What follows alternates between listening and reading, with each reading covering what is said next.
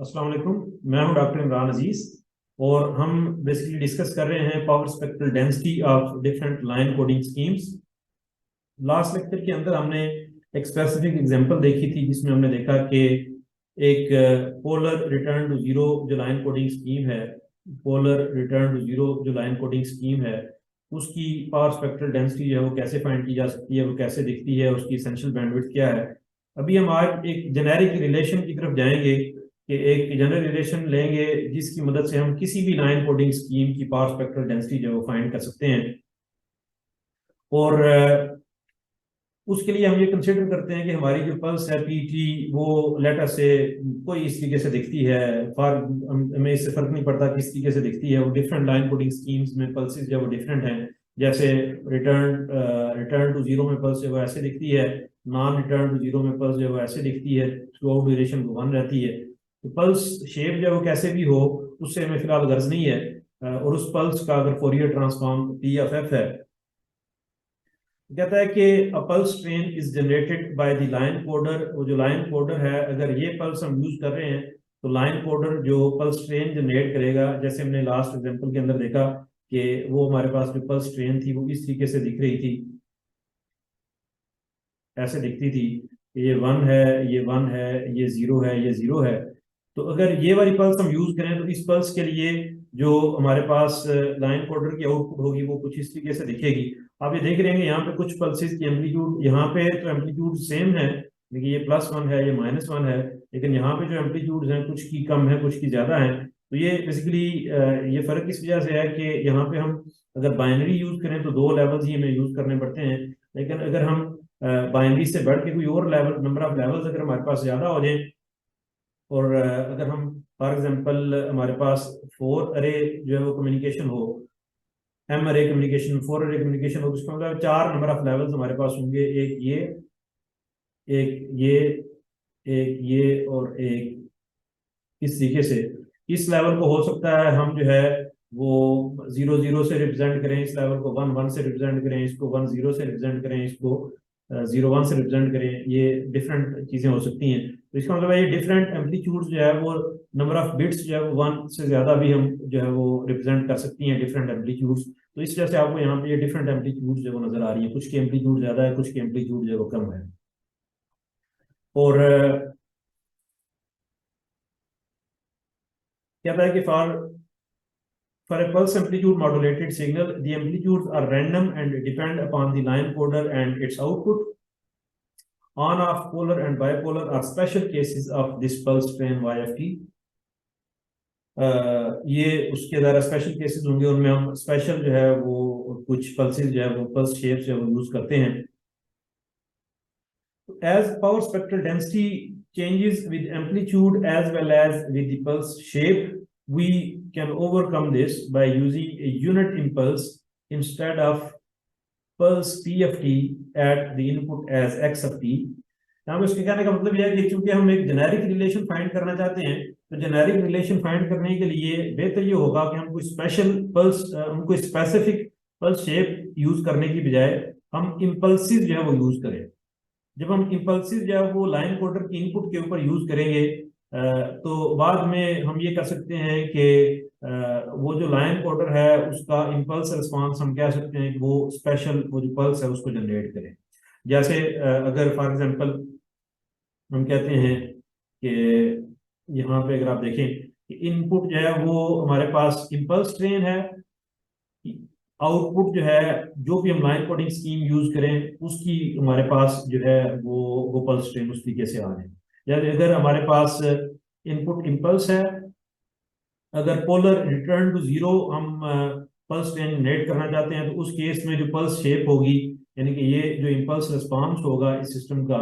वो इस तरीके से होगा कि हर इम्पल्स के लिए वो इस तरीके की एक पल्स जो है वो जनरेट करे। तो ये वाई ऑफ टी हमारे पास इस तरीके से आ जाएगा। तो ये हमारे पास हम इस तरीके से अगर इम्पल्सिव यूज करते हैं तो impulse response will give us the specific shape, और ये हमारे पास आउटपुट के ऊपर वो पल्स ट्रेन जो है आउटपुट के ऊपर आ जाएगी वो स्पेसिफिक शेप की। तो यहाँ पे एक जेनेरिक हम इम्पल्स को एज ए जनरल इनपुट ले रहे हैं, ये जनरल इनपुट होगी।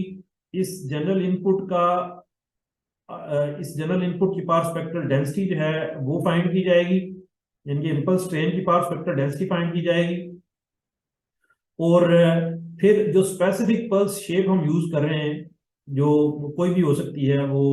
पोलर है, बाइपोलर है, रिटर्न टू जीरो है, नॉन रिटर्न टू जीरो है, ऑन ऑफ है, वो स्पेशल जो भी पल्स शेप है उस पल्स का फोरियर ट्रांसफॉर्म का स्क्वायर ले लेंगे। तो this will give us the power spectral density of that specific line coding scheme. तो किसी भी लाइन कोडिंग स्कीम की पावर स्पेक्ट्रल डेंसिटी फाइंड करने के लिए इम्पल्स ट्रेन की power spectral density multiplied by the Fourier transform of the pulse shape, so that will give us the power spectral density of that specific line coding scheme. कहता है once we know the power spectral density of the signal which is fed to the line coder, यानी कि जो हमारे पास impulse train है x of t, उसकी power spectral density जब हमारे पास आ जाएगी, we can find the power spectral density of the line coder corresponding to any pulse shape p of t. pulse shape कोई भी हो सकती है। Now we find the power spectral density of the input signal x of t, which is an impulse train, and we need to derive the autocorrelation function of the impulse train. क्योंकि हमें पता है कि power spectral density find करने के लिए हमें पहले ऑटो कोरिलेशन जो है वो फाइंड करनी पड़ेगी। तो ऑटो कोरिलेशन हम कैसे फाइंड करेंगे, इसकी तरफ भी आते हैं। तो कहते हैं this can be conveniently done by considering the impulses as a limiting form of the rectangular pulses, and each pulse has a width epsilon approaches to 0, and the kth pulse height could be h of k is equal to a k by epsilon which approaches to infinite. आप अगर ये rectangular pulse को देखें तो rectangular pulse की अगर width जो है वो अप्रोच टू जीरो करे तो हमारे पास ये एक इम्पल्स ही बन जाती है। तो ये यहाँ पे बात हो रही है कि हम रेक्टेंगुलर पल्सेस लें और रेक्टेंगुलर पल्सेस की जो विड्थ है वो अप्रोच टू जीरो करे तो ये बेसिकली हमारे पास इम्पल्सेस बन जाएंगी। ये विड्थ जब अप्रोच टू जीरो करेगी तो इम्पल्सेस बन जाएंगी। और किसी भी ये जो अगर केथ जो पल्स है हमारे पास, इसकी हाइट एच एफ के will be equal to A के डिवाइडेड बाय एप्सिलॉन, और एप्सिलॉन जब अप्रोच टू जीरो करेगा तो एच एफ के जो है ये बेसिकली जो उसकी हाइट है या ये एक इम्पल्स बेसिकली हमारे पास बन जाएगी। कहता है कि in this way we guarantee that strength of the kth impulse is a k basically strength है जिसको आप एरिया ऑफ द पल्स भी कह सकते हैं। अगर आप इस पल्स की बात करते हैं तो इस पल्स की जो हाइट है वो एच एफ के है, और ये जो हमारे पास इसकी ड्यूरेशन है वो एप्सिलॉन है। Epsilon multiplied by H F के इंटू एप्सिलॉन इज ए के, जिसको हम स्ट्रेंथ ऑफ द पल्स कह रहे हैं। इसमें हम देख सकते हैं कि चूंकि ए के जितना कम होगा एच एफ के जो है वो उतनी ज्यादा होती जाएगी। ए के जो है वो हमेशा एक फाइनाइट हमारे पास नंबर ही रहेगा। एप्सिलॉन कम होगा ये ज्यादा होगा, क्योंकि आप देखें अगर हमारे पास ये एक पल्स है जिसकी ये जो ड्यूरेशन है वो एप्सिलॉन है और ये जो हाइट है ये एच एफ के है, आप इसी पल्स की ड्यूरेशन जो है वो कम कर लें लेकिन हाइट बढ़ा दें, इस तरीके से कर दें, यानी कि एप्सिलॉन को कम कर दें। एप्सिलॉन को कम कर दिया लेकिन इस केस में एच एफ के जो है बढ़ गया। जब एप्सिलॉन को कम किया एच एफ के बढ़ गया तो इन दोनों की multiplication will give us the same answer A के। तो this is strength of the kth impulse is a के। तो हम बेसिकली पल्सेस यूज करेंगे और पल्सेस में बाद में ये लिमिट अप्लाई कर देंगे कि एप्सिलॉन अप्रोचेस टू जीरो। इसको हम इस तरीके से लेके चलेंगे और हम देखेंगे कि अगर हम पल्स यूज करते हैं पल्स ट्रेन, तो पल्स ट्रेन अगर इसको हम एक्स कैप ऑफ टी कहें पल्स ट्रेन को, ऑटो कोरिलेशन जो है वो हमें पता है कि इस सिग्नल का उसी के डिलेड रिस्पांस के साथ मल्टीप्लिकेशन और addition over the entire interval divided by the total time, ये एक एवरेज वैल्यू हमारे पास आ जाती है। In this case when tau is less than epsilon, ये वही केस है जो हमने लास्ट लेक्चर के अंदर देखा था, when tau is less than T D by 2, when tau is less than epsilon, यानी कि एप्सिलॉन इसकी विड्थ है, इस पल्स की विड्थ है एप्सिलॉन, तो जब टाइम डिले टाइम जो है वो इस एप्सिलॉन से कम हो, तो ये अपने ही डिलेड वर्जन के साथ यहाँ पे ओवरलैप होगा, और उस केस में हमारे पास ये सिग्नल और उसका डिलेड वर्जन जब मल्टीप्लाई होंगे, तो ये जो सिग्नल है इसकी एम्पलीट्यूड चूंकि एच एफ के है, और इसके डिलेड वर्जन की भी एम्पलीट्यूड एच एफ के है, ये दोनों मल्टीप्लाई होंगे तो एच स्क्वेयर ऑफ के आ जाएगा, ये एच स्क्वेयर ऑफ के। तो ये दोनों जब ये जो हमारे पास ये शेडेड वर्जन है जहाँ पे इन दोनों की एम्पलीट्यूड एच एफ के है, इस पे हमारे पास ये इस तरीके से बन जाएगा, जो हाइट है हमारे पास ये एच स्क्वेयर ऑफ के आ जाएगी, और ये जो हमारे पास ड्यूरेशन है वो एप्सिलॉन माइनस टा आ जाएगी, क्योंकि ये कंप्लीट ड्यूरेशन जो है ये कंप्लीट ड्यूरेशन एप्सिलॉन थी। इसमें से जब ये वाला टाइम निकाल देंगे टा, तो जो बाकी हमारे पास ड्यूरेशन बचेगी वो एप्सिलॉन माइनस टा आ जाएगी। तो एच स्क्वेयर के ये हाइट है, एच स्क्वेयर के हाइट, और ये जो हमारे पास ड्यूरेशन है ये एप्सिलॉन माइनस टा है, तो that is basically the area under the curve. इन दोनों को मल्टीप्लाई करके ये चीज हमारे पास आएगी एच स्क्वेयर के एप्सिलॉन माइनस टा। ये एक पल्स के लिए है, सम अप कर देंगे for the entire for all pulses, तो ये हमारे पास ऑटो को रिलेशन आ जाएगी when tau is less than epsilon. और क्योंकि एच एफ के ये बराबर है ए के ओवर एप्सिलॉन के, ए के बाय एप्सिलॉन के बराबर है, तो ये हमारे पास आ जाएगा ए K square by epsilon square. और अगर हम ये करें कि यहाँ पे एक वैल्यू ऐड करें जिसको हम आर नॉट कहें, एक एवरेजिंग पैरामीटर ऐड करें आर नॉट, जो कि बराबर हो T B by T summation A K square, तो ये limit T approaches to infinite 1/t summation A K square, इसकी जगह पे हम आर नॉट ले आए, टी बी को ऊपर और नीचे मल्टीप्लाई कर दें, तो ये नीचे टी बी इधर ही आ जाएगा, जो ऊपर वाला टी बी है वो आर नॉट के अंदर आ जाएगा। तो ऑटो को रिलेशन को हम रिप्रेजेंट कर सकते हैं आर नॉट और epsilon T B 1 minus tau by epsilon. तो ये ऑटो को रिलेशन फंक्शन की हमारे पास ये इक्वेशन आई है when delay is less than epsilon, यानी कि ये जो पल्सेस हैं ये अपने आप के साथ ही ओवरलैप कर रही है। ये हमारे पास आर नॉट जो है ये एक एवरेजिंग फैक्टर है, जो हम आगे देखेंगे कि जब हम हमारे पास डिले जब ज्यादा होगा तो नए हम इसमें एवरेजिंग फैक्टर जो है उसमें ऐड करते जाएंगे। तो यहाँ पे ये कह रहा है कि अगर हम t को n के साथ रिप्लेस करें, क्योंकि हमें पता है एक टाइम इंटरवल t में हमारे पास n t b जो है वो पल्सेस होती हैं, तो यहाँ पे n जो है वो t ओवर टी बी के बराबर होगा, तो आर नॉट को हम n की फॉर्म में इस तरीके से लिख सकते हैं 1/n summation A K square. और हमें पता है कि ये जो इक्वेशन है ये basically here R not is the time average of the square of the pulse amplitudes A K, ये ए के स्क्वायर का बेसिकली टाइम एवरेज है। अगर आप देखें एवरेज हम कैसे लेते हैं, हम किस नंबर्स को ऐड टोटल नंबर्स को ऐड करते हैं और जो टोटल नंबर की वैल्यूज है उसके साथ डिवाइड कर देते हैं, तो हमारे पास एवरेज वैल्यू आ जाती है। तो ये हमारे पास बेसिकली एक एवरेजिंग ये फैक्टर है, इसको अगर हम एवरेजिंग नोटेशन में लिख सकें तो हम आर नॉट को रिप्रेजेंट कर सकते हैं R not is equal to A K square average value of the A K square. R not is basically an averaging parameter. इसी तरीके से चूंकि हमें पता है कि ये जो ऑटो कोरिलेशन फंक्शन है ये an even function of time है, अगर किसी सिग्नल को डिले करें या एडवांस करें तो ऑटो कोरिलेशन के ऊपर फर्क नहीं पड़ता, टा की वैल्यू प्लस हो या माइनस हो, इससे फर्क नहीं पड़ता। तो इस वजह से हम इसको यूं भी लिख सकते हैं टा इज लेस देन एप्सिलॉन, यानी कि एब्सोल्यूट वैल्यू टा should be less than epsilon, तो उसके लिए सेम इक्वेशन ही रहेगी। और चूंकि ये इक्वेशन हमें पता है कि ये इक्वेशन एक ट्रायंगल की इक्वेशन है जिसकी height R naught over epsilon T B है, ये उसकी मैक्सिमम हाइट है, और उसकी विड्थ जो है वो 2 एप्सिलॉन के बराबर है, centred at tau is equal to 0। ये बेसिकली जो है ये जो इसमें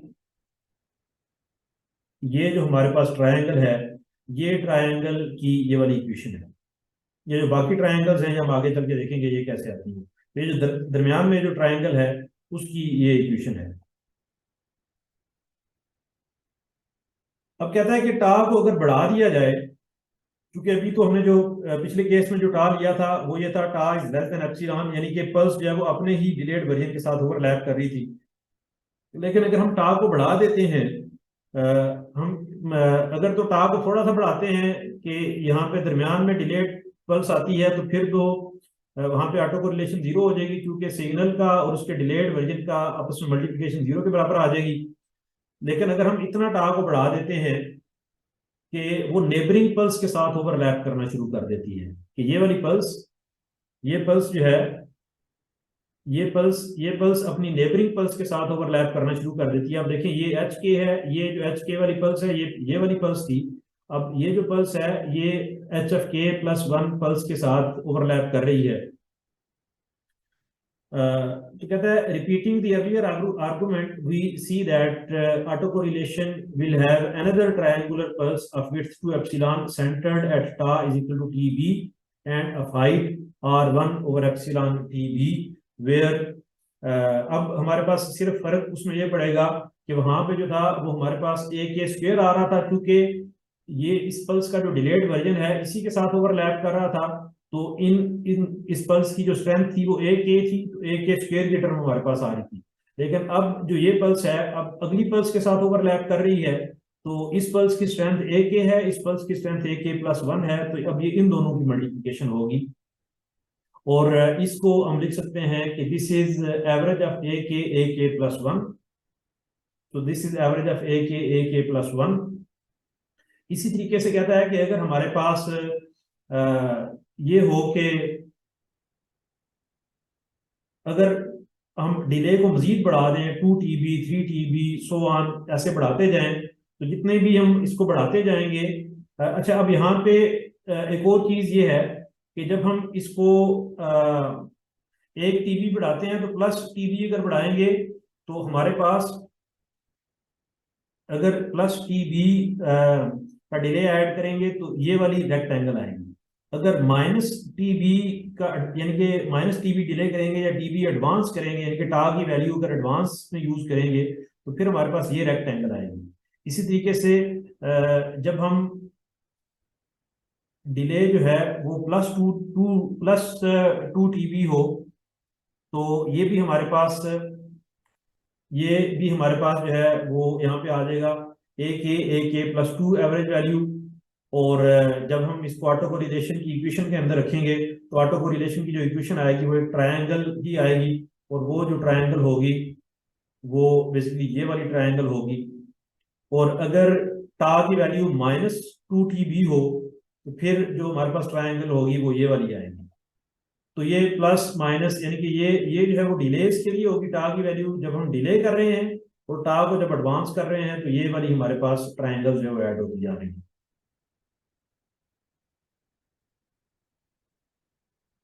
तो ओवरऑल हम कह सकते हैं कि अगर टा जो है वो डिले अगर n हो जाए तो यहाँ पे n number of averaging coefficients हमारे पास आ जाएंगे Rn, यानी कि जब हम एक टाइम कांस्टेंट एक टीबी डिले होगा तो ए के प्लस वन आएगा, जब डिले 2 होगा तो ए के प्लस टू, जब डिले 3 होगा तो ए के प्लस थ्री, अगर डिले n हो तो ए के प्लस n जो है हमारे पास ये आ जाएगा। और इसको अगर हम यानी कि ये हमारे पास अगर सब को हम प्लॉट करते हैं इन सब कोएफिशिएंट्स के साथ ऑटो कोरिलेशन को अगर हम प्लॉट करेंगे तो ये प्लॉट जो है वो इस तरीके से हमें दिखेगा। ये था जब डिले जो है वो डिले एप्सिलॉन से कम था, ये वो है जब डिले जो है वो टी बी से रिलेट कर रहा था, जब डिले -TB था यानी कि एडवांस था बेसिकली, जब डिले 2 TB था तो ये हमारे पास ट्रायंगल आई, जब एडवांस -2 TB था तो ये ट्रायंगल आई। इस तरीके से ये सारे ट्रायंगुलर हमारे पास फंक्शन आ जाएगा या ऑटो कोरिलेशन आ जाएगी उस सिग्नल की। लेकिन हमने बेसिकली शुरू में ये कहा था कि हम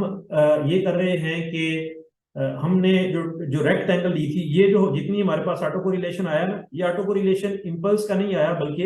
ये ऑटो कोरिलेशन हमारे पास आया है रेक्टेंगल्स का। ये ऑटो कोरिलेशन हमारे पास रेक्टेंगल्स का आया है, रेक्टेंगुलर सिग्नल की ऑटो कोरिलेशन जो है वो ट्रायंगल की तरह दिखती है। लेकिन वहां पे हमने ये किया था कि रेक्टेंगल हम लेते हैं और बाद में हम ये करेंगे कि रेक्टेंगल की जो विड्थ है एप्सिलॉन, वो हम कहेंगे दैट अप्रोचेस टू जीरो, तो फिर हमारे पास इंपल्स आ जाएगी। तो यहाँ पे ये क्योंकि इसकी जो विड्थ है वो 2 एप्सिलॉन है, तो जब एप्सिलॉन जो है वो अप्रोच टू जीरो करेगी, कहता है as epsilon approach to zero the width of each triangular pulse approaches to zero and the height approaches to infinite in such a way that area is still finite. क्योंकि जब एक चीज जो है वो जीरो की तरफ अप्रोच करेगी तो दूसरी हाइट जो है वो बढ़ रही होगी, तो एरिया जो है वो ओवरऑल स्टिल फाइनाइट ही होगा। जैसे मैंने पहले बताया कि यहाँ पे अगर एप्सिलॉन कम होता जाएगा हाइट बढ़ती जाएगी, लेकिन एरिया जो है वो स्टिल सेम ही रहेगा जो कि फाइनाइट रहेगा। Thus, in the limit as epsilon approaches to zero, the triangular pulses become impulses, and for the nth pulse centered at n(TB), the height is Rn over epsilon TB, and the area is Rn over TB। यानी कि ये जो हमारे पास auto correlation है, जब हम इसके ऊपर एप्सिलॉन अप्रोचेस टू जीरो की लिमिट अप्लाई करेंगे तो ये ऑटो कोरिलेशन हमारे पास यूं आ जाएगा। इसी तरीके से ये इंपल्सिस आ जाएंगी, इनके ऑटो कोरिलेशन में भी हमारे पास इंपल्सिस आ जाएंगी। लेकिन अब ये है कि इनकी जो जो जो हाइट है इंपल्सिस की, उसको हम R0/TB, R1/TB, ये इसकी जो है वो डिफरेंट हाइट्स होंगी इंपल्सिस की। तो ये ऑटो कोरिलेशन है उस इनपुट का, यानी कि जो इंपल्स ट्रेन हमने देखी थी इनपुट के ऊपर, उस इंपल्स ट्रेन की ऑटो कोरिलेशन इस तरीके से दिखेगी, और हर इंपल्स की जो हाइट है वो हमें या एरिया इसको कह सकते हैं, एरिया ऑफ द इंपल्स, वो इसके बराबर होगा। वो बेसिकली हाइट ही होगी, हाइट भी आप कह सकते हैं एक सेंस में, एरिया भी कह सकते हैं। तो इसकी जो पावर स्पेक्ट्रल डेंसिटी है, power spectral density pulse train की, वो फोरियर ट्रांसफॉर्म होगी ऑटो कोरिलेशन फंक्शन का, और ये पावर स्पेक्ट्रल डेंसिटी है of the,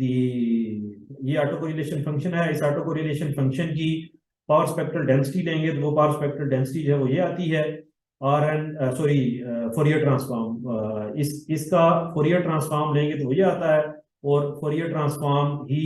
power spectral density होती है। तो यहाँ पे हम इसको, चूंकि हमें पता है कि आर ऑटो कोरिलेशन एक इवन फंक्शन ऑफ का है, R-n R+n के बराबर होगा, तो हम यहाँ पे ये कर सकते हैं कि -∞ टू +∞ करने की बजाय 1 को इन्फिनिट कर देते हैं, मल्टीप्लाई बाय 2 कर देते हैं, और यहाँ पे जो बीच में n0 भी बीच में आता है, जो कि -∞ से +∞ तक जाए तो जो जीरो वाली टर्म आती है वो R0 हमने जो है उसको अलग लिख दिया। R0 है, n की वैल्यू 0 पुट करेंगे तो ये 1 हो जाएगा, तो R0 से बचेगा, तो R0 को हमने अलग कर दिया, 2 times n 1 to infinite Rn cos of n omega TB, क्योंकि बेसिकली हमारे पास e⁻ -j theta for example हो, वो बराबर होता है cos of theta minus j sine of theta, या यहाँ पे n भी ऐड कर लें, n, ताकि थोड़ी सी में समझने में आसानी हो जाए n। तो यहाँ पे हम देख सकते हैं कि जब -n, चूंकि साइन जो है वो एक आर्ट फंक्शन है, जितनी माइनस और प्लस की जो वैल्यूज होंगी वो आपस में कट जाएंगी, और काज के लिए माइनस और प्लस की वैल्यूज जो है वो सेम रहेगी, वो एड अप हो जाएगी, तो काज की टर्म सिर्फ बचेगी जो यहाँ पे आ रही है। जब हमने ये फाइंड कर ली power spectral density of the impulse train, ये इंपल्स ट्रेन की पावर स्पेक्ट्रल डेंसिटी है, ये जो हमने फाइंड कर ली, तो अब अगर हम रिकॉल करें कि इसको हम कैसे यूज करेंगे किसी भी लाइन कोडिंग स्कीम की पावर स्पेक्ट्रल डेंसिटी फाइंड करने के लिए, तो वो हमने बेसिकली ये देखा था कि अगर ये हमारे पास इनपुट है जो कि इंपल्स ट्रेन है इस केस में, तो the input xt to the filter with the impulse response p of t, यानी कि जब हम इंपल्स इसकी इनपुट के ऊपर देंगे तो ये जो चीज जनरेट करेगी वो स्पेसिफिक पल्स शेप जब जनरेट करेगी, जो डिफरेंट लाइन कोडिंग स्कीम्स की स्पेसिफिक पल्स शेप है वो ये फिल्टर जो है जनरेट करेगा, and the output will be y of t। और अगर हम ये देखें तो ये y ऑफ t की जो पावर स्पेक्ट्रल डेंसिटी होगी वो sy ओमेगा या syf, that will be equal to power spectral density of the input signal जो कि इंपल्स ट्रेन है, multiplied by the Fourier spectrum का square of the pulse shape PFT जो भी है पल्स हमारे पास उसका फोरियर ट्रांसफॉर्म उसका स्क्वायर और इम्पल्स ट्रेन का power spectral density. Impulse train की पावर स्पेक्ट्रल डेंसिटी हमने लास्ट स्लाइड्स के अंदर जो है फाइंड कर ली है, इसलिए इस इक्वेशन को हम यूज कर सकते हैं किसी भी लाइन कोडिंग स्कीम की पावर स्पेक्ट्रल डेंसिटी फाइंड करने के लिए। अब यहाँ पे देखें कि ये हमारे पास आ जाएगी जो हमने लास्ट स्लाइड्स के अंदर देखी है, power spectral density of the impulse train जो कि इसके बराबर आई, टी बी जब इधर आगे डिवाइड हो गया, और ये Fourier transform of the specific pulse जो भी हम यूज करेंगे। और इसको हमने देखा कि इसको हम इस तरीके से भी लिख सकते हैं, आर नॉट को अलग कर लिया, आर एन को अलग कर लिया। तो इस तरीके से हम किसी भी लाइन कोडिंग स्कीम की पावर स्पेक्ट्रल डेंसिटी जो है वो फाइंड कर सकते हैं, जो हम अपकमिंग स्लाइड्स के अंदर देखेंगे। Thank you very much.